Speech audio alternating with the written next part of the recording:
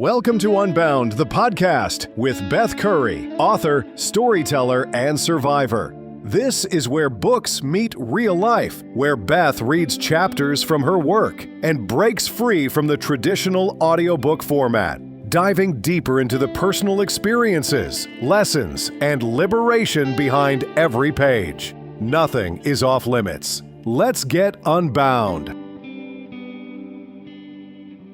Hi, welcome back to Season 3 of Unbound, The Other Side of Quiet. Today I'm going to share a chapter of my life marked by grief and broken relationships and the long, messy journey towards healing. I was lost, I was angry, and I was trying to survive while carrying this grief that threatened to crush me. In the middle of it all, one person stayed constant, Nate. This chapter is about navigating love, loss, and learning that healing doesn't happen in a straight line. It's chapter 12 in the book, Trying to Move Forward. By late 1994, I'd hit what therapists like to call rock bottom, though at the time I just called it Thursday.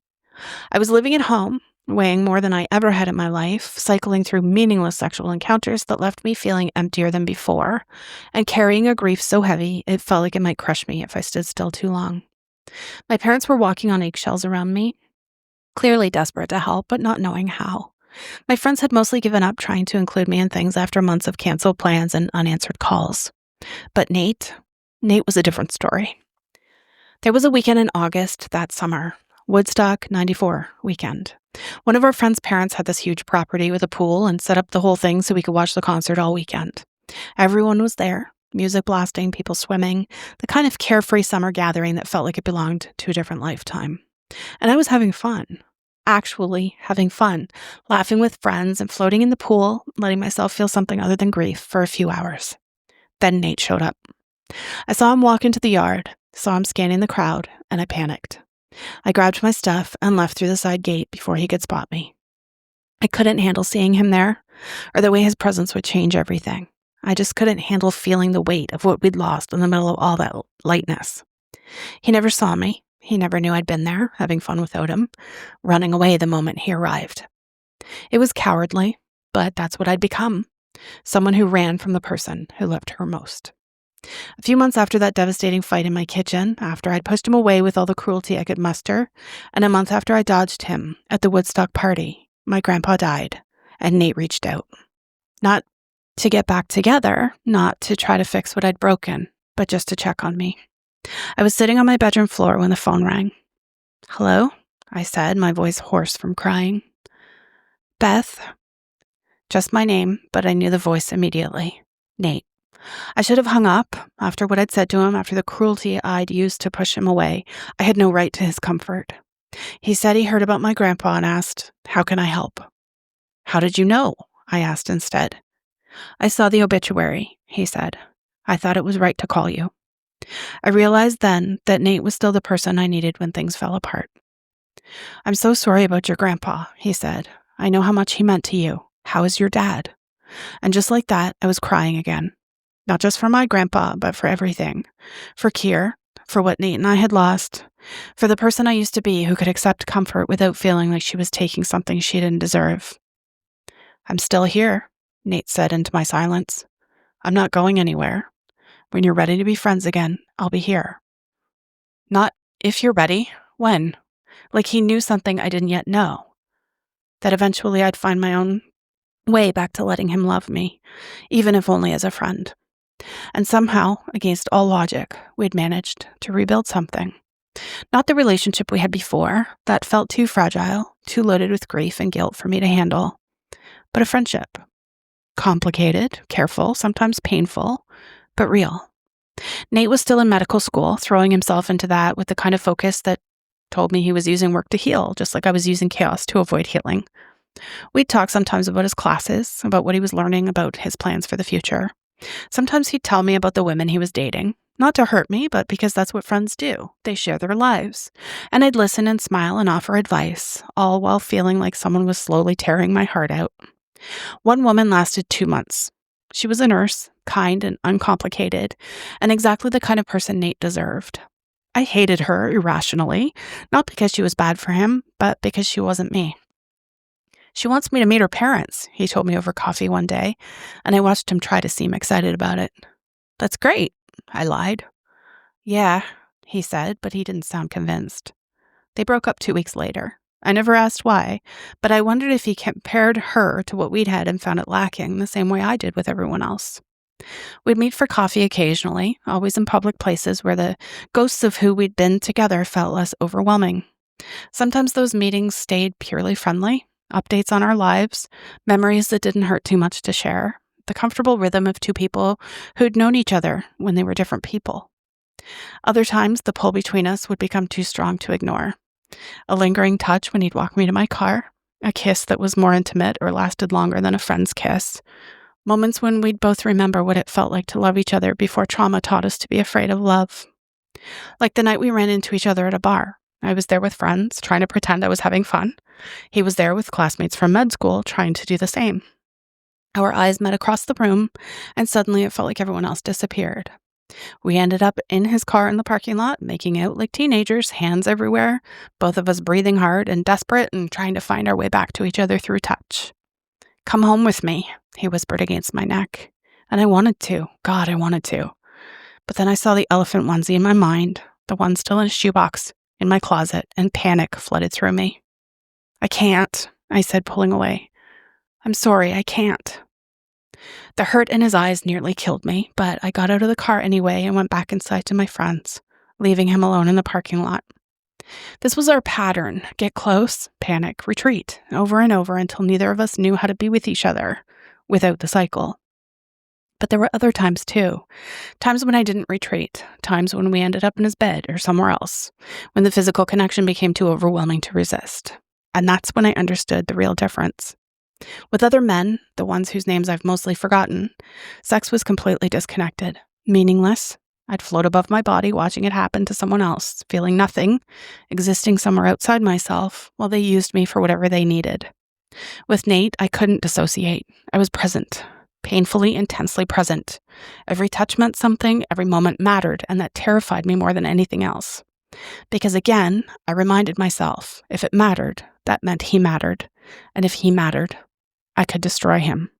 And he deserved so much better than being destroyed by someone as broken as me. So even when we were together physically, even when we were as close as two people could be, part of me was already planning my retreat, already building the walls that would keep him safe from me. But I couldn't sustain it. Every time we got close to something real again, every time it started to feel like we might be able to find our way back to each other, the guilt would kick in and I'd retreat. Being with Nate meant remembering Kier, and remembering Kier meant remembering that I'd failed to protect him, and remembering that failure meant remembering that I was toxic to the people I loved most. These emotional thoughts circled on repeat constantly. So I'd pull back, and Nate would let me, and we'd return to the safer territory of friendship until the next time the pull became too strong to resist. I could see what it was doing to him, this push and pull, this constant hope followed by disappointment. He was trying to move on, trying to build a life that didn't revolve around waiting for me to heal enough to love him back. But he couldn't seem to let go completely, and I couldn't seem to let him go completely either. We were stuck in this liminal space between friendship and love, between past and future, between what we'd been and what we might become if I could ever figure out how to stop destroying everything good in my life. It was chaos. It was madness. It was in this context, this strange suspended state between Nate and not Nate, between love and friendship, between healing and self-destruction, that I started trying to date other people. Really date, not just let them use me and hurt me. Not because I was over Nate. I wasn't sure I'd ever be over Nate. But because I was tired. Bone deep, soul-crushing tired of being miserable all the time. Tired of hating myself, tired of punishing myself, tired of living like a ghost in my own life. I thought maybe if I could find someone else to love me, someone who didn't know about my failures, someone who couldn't see Kier's absence in my eyes every time they looked at me, maybe I could learn to feel human again. Maybe I could practice being the kind of person who deserved love with someone who didn't know all the reasons I didn't deserve it. It was flawed logic, but it was the best I could do at the time. The first guy was Corey, someone I met at a party thrown by a friend of a friend.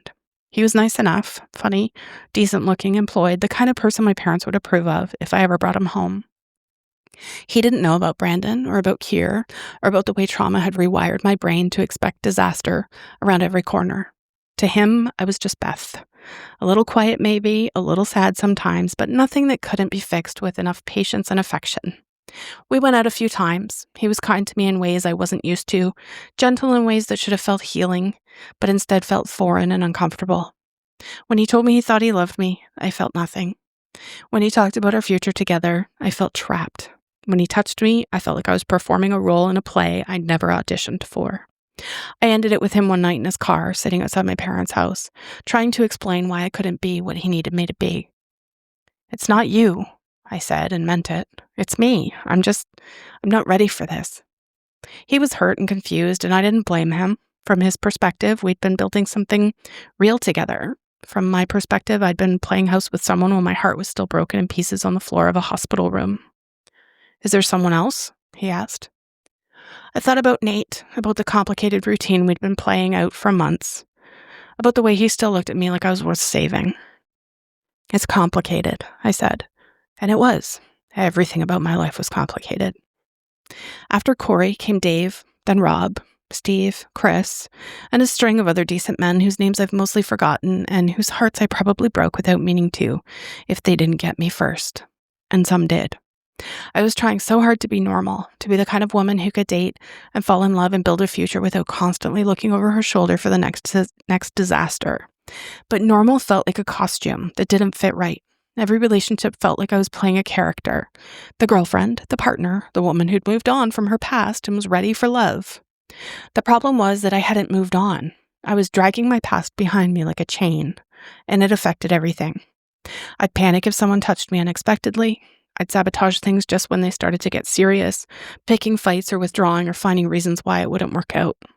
And through it all, Nate remained a constant presence in my life, not demanding anything from me, not pressuring me to choose him over the other guys I was dating, but there. Always there when I needed someone who understood why I woke up screaming sometimes, why certain smells made me panic, why I couldn't talk about babies or pregnancy without falling apart. The other men I dated were good people, but they were trying to love someone who didn't really exist anymore. They were trying to love the version of me that might have been if trauma hadn't carved me into something different. Nate was trying to love the version of me that actually existed, damaged, complicated, carrying grief like a second skin. And that difference mattered more than I wanted to admit. By 1995, I'd settled into a pattern that felt sustainable, if not exactly healthy. I'd date someone for a few weeks, maybe a couple of months, enjoy the distraction and the validation, then end things when they started wanting more than I could give. Sometimes, too, the guys were there for the wrong reasons, and they'd end up burning me first. I'd have occasional romantic or sweet moments with Nate that reminded me what real connection felt like, then retreat back into friendship when the intensity became too much. I was functioning, which felt like progress, even if it wasn't exactly thriving. I'd started therapy, finally, with a woman who specialized in trauma and who didn't try to rush me through my grief or convince me that I should be over it by now. She was patient in ways that felt absolutely revolutionary to me. She didn't try to fix me or cure me or make me into someone different. She just helped me understand why my brain worked the way it did, why my body responded to the world the way it did, why healing was so much more complicated than just deciding to feel better. Trauma isn't something you get over, she told me during one of our early sessions. It's something you learn to carry differently. That reframing changed everything for me. I'd been treating my symptoms like evidence of my failure to heal properly, like proof that I was broken beyond repair. But she helped me see them as evidence that I'd survived something devastating, that my brain and body were doing exactly what they were supposed to do in response to overwhelming experiences. "You're not broken," she'd remind me when I'd spiral into self-hatred. "You're adapted. The question isn't how to stop being traumatized. The question is how to live a full life while carrying trauma." The real breakthrough came in a session about 6 months in. I was talking about Nate, about how I couldn't figure out how to let him go or let him back in. "What are you afraid would happen if you let yourself love him again?" my therapist asked. "He'll get hurt again," I said automatically. "Everyone I love gets hurt." Has Nate been hurt more by being in your life or by being pushed out of it? The question stopped me cold. I thought about the look on his face in that parking lot, the voicemails I deleted, the way he looked at that box of cereal in the grocery store like it was a memorial to something we'd lost. "I don't know," I whispered. "Maybe," she said gently, "the way you're trying to protect him is actually just another form of self-punishment. Maybe you're not protecting Nate from you. Maybe you're protecting yourself from the risk of being happy again." I cried for the rest of that session because I knew she was right. Slowly, very slowly, I started to believe that might be possible. It was in this context, therapy, casual dating, complicated friendship with Nate, that 1996 became a turning point. I don't know what shifted exactly. Maybe it was the accumulation of months of therapy helping me understand myself better. Maybe it was getting tired of the endless cycle of dating people I couldn't really connect with. Maybe it was watching Nate graduate from medical school and realizing that life was moving forward whether I was ready or not. But something in me started to soften toward the possibility of real love again. Not so much the performative love I'd been trying to create with other people, but the messy, complicated, grief-tinged love that Nate and I had been spinning around for 2 years. We started spending more time together. Real time, not just coffee dates or careful public meetings, but hours at his apartment talking about everything or nothing, watching movies, cooking dinner together like we used to before everything went wrong. The physical intimacy continued gradually, holding hands while we watched TV, falling asleep together on his couch, kisses that lingered, and more.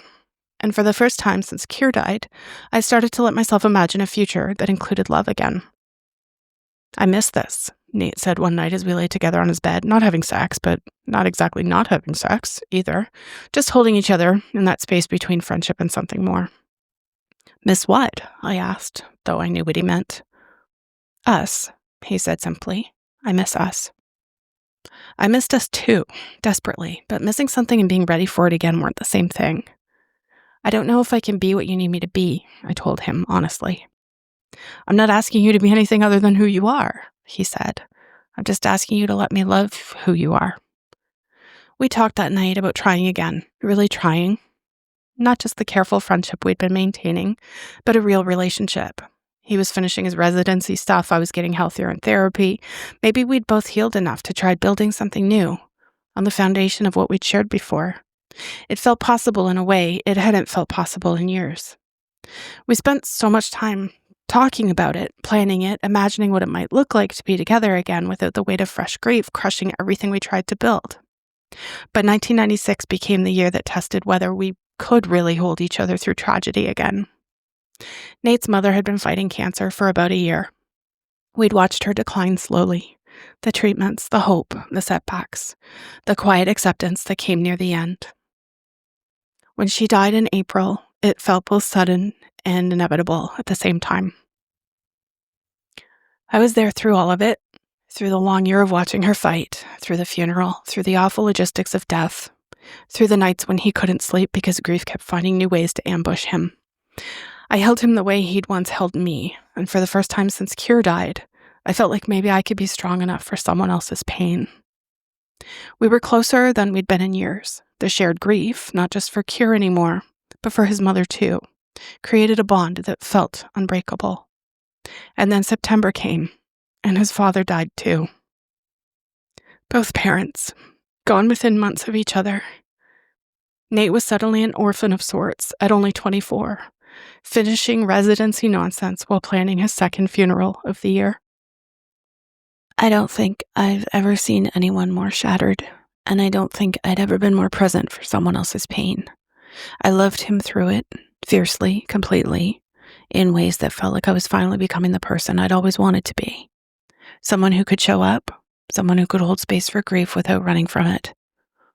We supported each other through that impossible year in ways that made me believe we really could build a life together.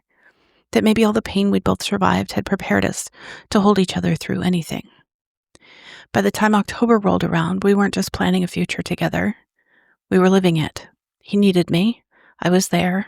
And for the first time in years, I felt like I was doing something right. Which is why what made what came next so much worse. By early 1995, before that impossible year began, Nate and I had already fallen into a fragile rhythm again. We spent weekends at his apartment like we used to before everything went wrong. He'd cook, he'd gotten way better at it, and I'd sit on the counter talking about therapy, about the things I was learning, about the ways I was trying to heal. I was nannying for a single mom just around the corner from Nate's, and sometimes during his free time, he'd meet me and the little boy I cared for at the park or the mall, and we'd hang out. One Saturday, we went to our spot at the lake, the same bench where we'd sat before he left for Ohio, before I got pregnant, before everything shattered. We looked out at the same water and talked about whether it was possible to start over, or if we'd always be carrying what we'd lost. I don't want to pretend Kier didn't exist, Nate said. If we do this, if we try again, I don't want it to be built on forgetting him. I don't think I could forget him if I tried, I said. Good, he said, taking my hand. Neither could I. It felt like we were finally on the same page, ready to build something new that acknowledged our past instead of running from it. Through 1995 and into 1996, that cautious rebuilding deepened.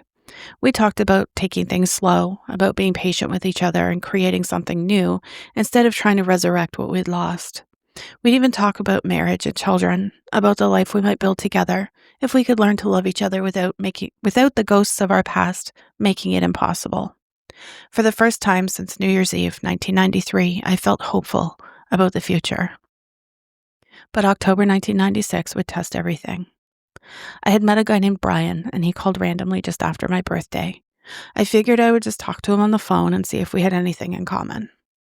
I almost didn't answer the call. I was practically back together with Nate, after all.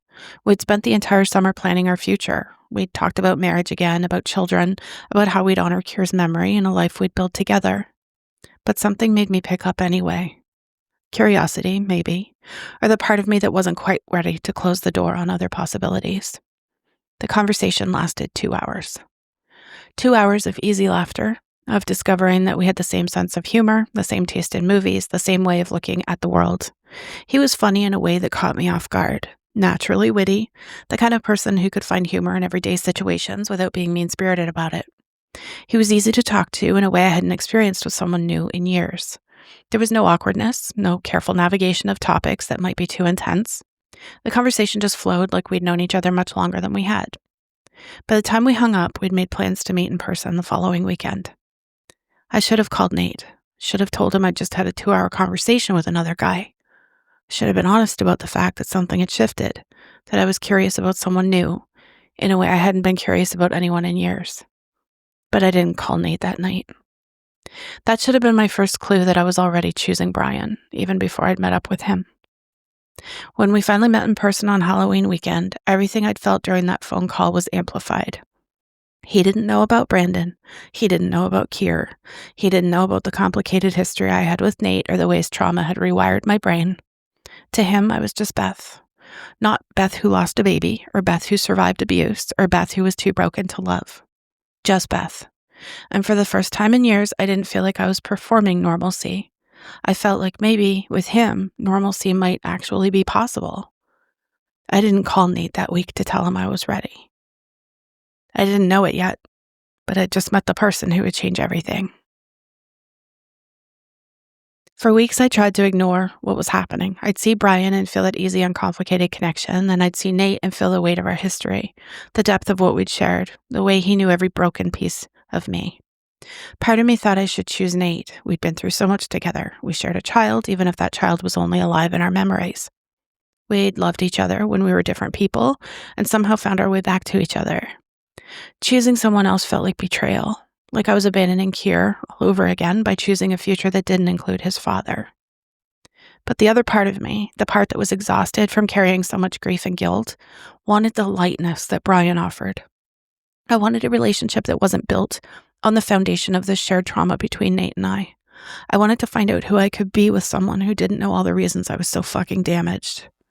I didn't know yet how to tell Nate. Didn't know how to explain that after everything we'd survived together, after all the plans we'd made that summer, I was choosing someone else. I just knew that something had shifted and there was no shifting it back. Someone who would change the entire trajectory of my life in ways I couldn't have imagined. Someone who would make me realize that sometimes the love you think you want isn't the love you actually need. Someone who would become my husband and the father of my child and the person I'd build my actual life with. I had no idea that day when I first saw him that I was looking at my future. I had no idea that everything I'd been planning with Nate was about to become irrelevant. All I knew was that suddenly, for the first time in years, I felt curious about someone new. And curiosity, I was about to learn, was a much more powerful force than I'd ever imagined. What's actually true? Dating while healing from trauma is like trying to build a house while the foundation is still settling. You're trying to connect with people while your nervous system is still convinced that connection equals danger. You're trying to be vulnerable while your survival instincts are screaming at you to stay protected. The relationships that don't work aren't failing because you're broken. They're failing because you're trying to love and be loved while parts of you are still learning that love can be safe.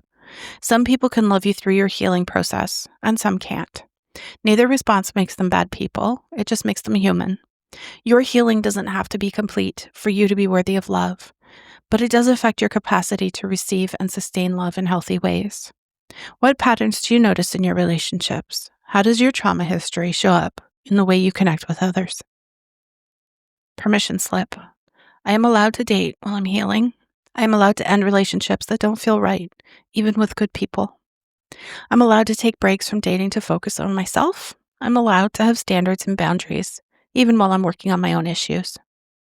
You don't have to be perfect to be worthy of love, but you do have to be honest about where you are in your healing.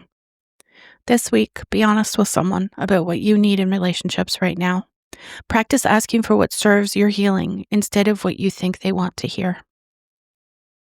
So, what hits me hardest when I look back on this chapter isn't any single relationship. It's the pattern, that constant push and pull, wanting love so badly and almost hurt to breathe, and then kind of panicking the moment it got close enough to matter. I see now how clearly trauma shaped the way I loved back then. With Nate, especially, I wanted him near me, but not too near. And I wanted his comfort, but not the responsibility of being someone who could hurt him again. I told myself that I was protecting him when really I was just terrified of what would happen if I let myself want happiness again and then lost it. Because when you've already lost something so sacred, your nervous system starts to believe that love is a setup, if that makes sense. That if you let yourself feel deeply, something terrible is going to follow. So you just kind of hover, you retreat and you test and you disappear. And then you wonder why relationships feel so chaotic. Being with Nate showed me something I didn't understand at the time. Trauma doesn't just change who you are, it changes how present you can be. With other men, I could disappear inside myself. I'd float, I would perform, and I would get through it. But with Nate, I couldn't do that. I was present. I was there for every second of it, every touch, every look, every memory of what we'd lost together. And that level of presence was overwhelming and terrifying. Dating while healing from trauma felt like trying to convince myself and basically everyone else in the world that I was fine. And I wasn't. I was kind of wearing normal, like a costume that never quite fit, smiling when I felt empty, saying yes when my body was screaming no, ending things, not because people were bad, but because I couldn't show up fully without falling apart. And yet I kept trying, not because I was healed or desperate, but because it was human, because grief is lonely and guilt is heavy. And at some point surviving isn't enough, you want to feel alive again. One thing that I want to say clearly here, it took me a while to realize this. Curiosity is not betrayal. I judged myself so harshly for being curious about someone new while still loving Nate. The curiosity was the first sign that something in me was waking back up, that my world was getting bigger instead of smaller, that I wasn't just surviving my grief. I was slowly, awkwardly inching toward a possible future, And another truth I learned the hard way, shared trauma can bond people powerfully, but it can also kind of trap them. Nate and I loved each other deeply. We always will. But at the time, we were also carrying the same loss and the same ghosts and the same memories that kept pulling us backward, even as we tried to move forward. Love alone doesn't always mean timing, readiness, and capacity to line up. Healing taught me that you don't have to be done with your trauma to be worthy of love, but you do need to be honest about where you are, with yourself first, for sure, and then with the people you invite into your life.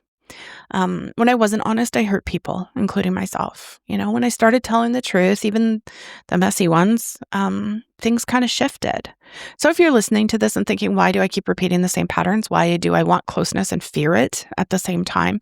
There's nothing wrong with you. It's a nervous system that kind of learned that love wasn't safe, and it's doing its best to protect you. That's all. Healing also doesn't mean that you suddenly stop being afraid. It means that you notice the fear and you choose presence anyway, when you can. Anyway, it means learning when to lean in and when to say, I'm not there yet, and that's okay. This chapter isn't about choosing the right person. For me, it was about learning how to be honest and how to stay present and how to stop punishing myself for surviving the best way I knew how. You don't have to be perfect to be worthy of love, but you do deserve relationships that can meet you where you actually are and not where you think you should be. And I think that that's the bravest thing that you can do, trying again anyway, not giving up. Thank you so much for being here. Please make sure to follow me wherever you listen to me, so when new episodes come out, you'll be notified. If you can rate and review, please feel free to do that as well. Remember that all episodes of Unbound are free.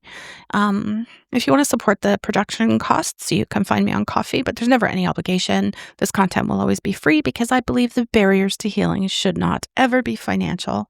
All the support and contact info is in the show notes. And if you join the Facebook group, we sometimes have further conversation there. I will see you in the next episode. Thanks for listening to Unbound with Beth Curry. Join the conversation in the Facebook group or visit author.bethcurry.com. Want to support the show? Head to ko-fi.com/Unbound Podcast. Until next time, stay unbound.